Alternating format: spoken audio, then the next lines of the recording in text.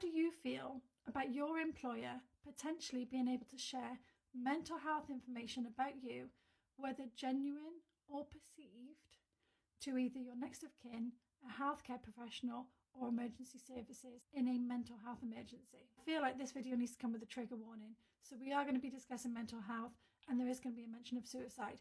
So if any of those topics are a trigger for you, don't watch this video.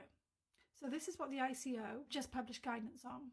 They state that where the employer suspects a mental health emergency, where they believe somebody may be at risk to themselves or others, employers should be reassured that they can share this sensitive health information with either a next of kin, healthcare professionals, or emergency services. The information shared should be necessary, proportionate, and without delay. There are extra provisions to take into account in terms of the administration side of data protection, but I'm just wondering what your thoughts are on this one.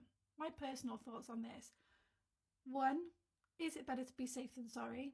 I personally have lost somebody to mental health struggles. They took their own life. I completely appreciate the intention behind the concerns. Although, from my personal experience, I do question whether sometimes mental health struggles can be exacerbated by the sharing of this information to potentially the wrong people. And this is where my next concern comes in, is the next of kin.